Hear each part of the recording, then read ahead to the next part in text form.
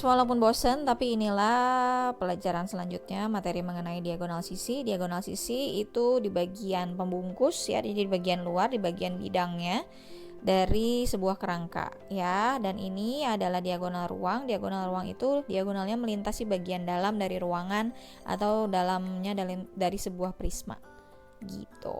Oke?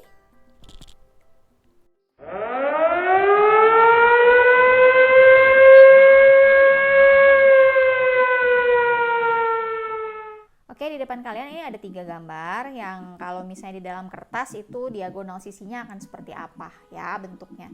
Kalau tadi kan pada kerangkanya sudah kelihatan ya diagonal sisi itu bagian yang sebelah mana, diagonal ruang yang sebelah mana. Nah, kalau di soal hati-hati cara melihatnya ya.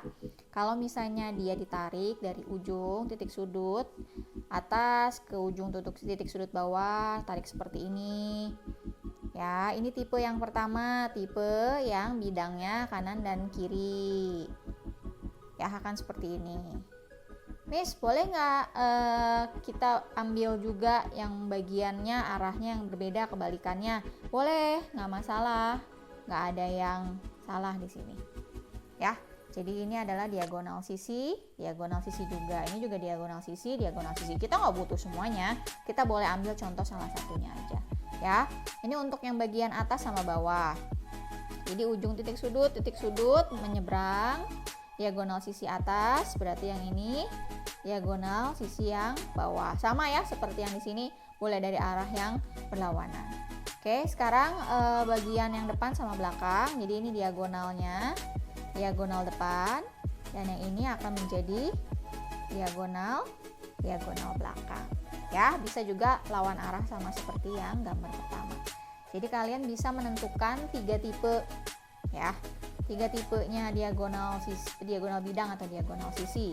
3 tipenya adalah yang pertama kan yang kanan sama yang kiri arahnya, terus yang depan sama yang belakang. Kemudian yang atas sama yang bawah. Jadi ada 3 tipe diagonalnya. Nah, kalian pasti akan ketemu sama yang namanya siapa? Ketemu sama yang namanya Pitagoras. Ya, kenapa? Karena ini kalau misalnya diagonalnya saling berpotongan seperti ini.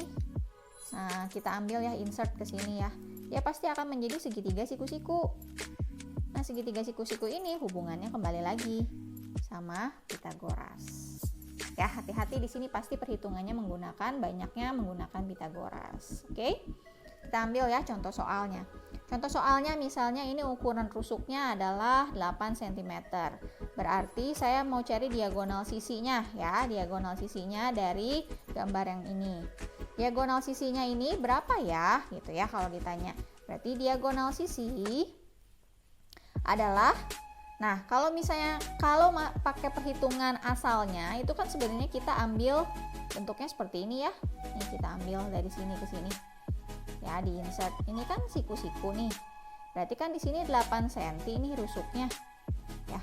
Ini juga kan 8 cm, ini 8 cm. Kalau misalnya dia kubus, semuanya kan persegi ini luasannya, berarti semua sisinya akan rusuk-rusuk ini akan sama ya. Rusuk-rusuknya akan sama, berarti di sini juga akan menjadi 8 cm. Berarti untuk mencari diagonalnya ini adalah siapa namanya?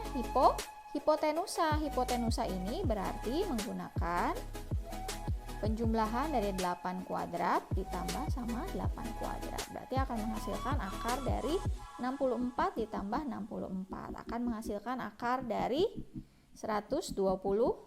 Nah, balik lagi ke akar seperti ini harus kita sederhanakan. Akar seperti ini cara menyederhanakannya gimana?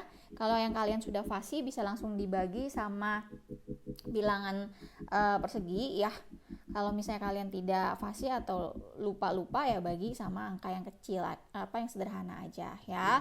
Bilangan prima yang sederhana. Jadi dibagi 2 kita cek bisa nggak? Bisa. Berarti di sini akan menjadi akar 64.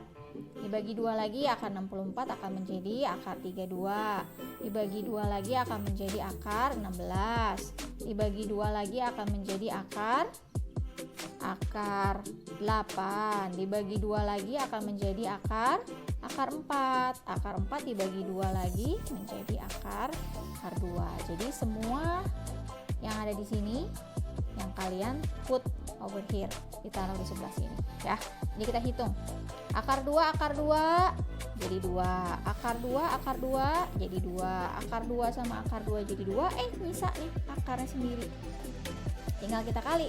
2 kali 2 4, 4 kali 2 adalah 8. 8 dikali sama akar 2. Jadi jawabannya akar 128 adalah 8 akar 2. Oh, berarti Pitagoras ini menghasilkan hipotenusa yang nilainya adalah 8 akar 2. Berarti diagonal sisinya akan menjadi 8 akar 2. Ini kan perhitungan secara detail aslinya. Tapi kan sebenarnya ada perhitungan lebih cepat ya yang ada di rumus buku atau di modul. Jadi diagonal sisi kita bisa langsung ngomongnya R akar 2. Jadi R-nya ini diisi sama yang 8 cm dikali sama akar 2. Jadi jawabannya 8 akar 2 cm. Ya. Gitu. Jadi ini prosesnya sebenarnya seperti ini. Sebelum disingkat menjadi sebuah rumusan yang ada di sini. Oke?